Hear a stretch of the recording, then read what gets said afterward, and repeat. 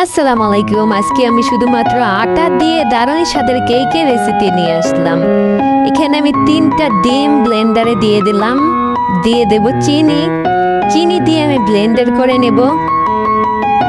এই 2-1 minute Blender করে নিয়ে আমি এখানে নিয়ে নিলাম পাতিলে নিয়ে নেওয়ার পরে আমি এখানে আটা দিয়ে দেব।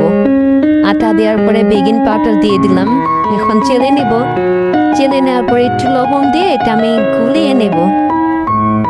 গুলিয়ে নেওয়ার পরে এখানে আমি দিয়ে দিলাম সয়াবিন তেল দিয়ে আবারও আমি ভালো করে মিশিয়ে নেব।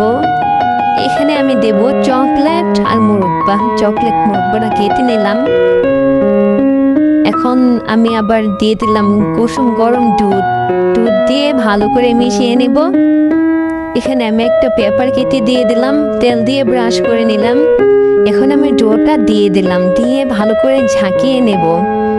ঝাঁকিয়ে নেওয়ার পরে এখন আমি দিয়ে দিলাম মুরব্বা, দিয়ে দিলাম চকলেট।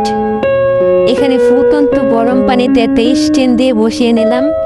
ঢাকনা দিয়ে একটা পুঁতে দিয়ে দিলাম। দেখেন 1 ঘন্টা পরে কেকটা কত সুন্দর ফুলেছে, কত সুন্দর হয়েছে। চকলেট আর মুরব্বা দিলে আমার বাচ্চারা খুবই পছন্দ করে খেতে। এখন আমি চাক করে কেটে নেব। বাচ্চারা তো এমনিতেই চকলেট খেতে খুবই পছন্দ করে। এভাবে মুরব্বার চকলেট দিয়ে বানিয়ে দেবেন, আপনাদের বাচ্চাকে দেখবেন খুব মজা করে খাবে।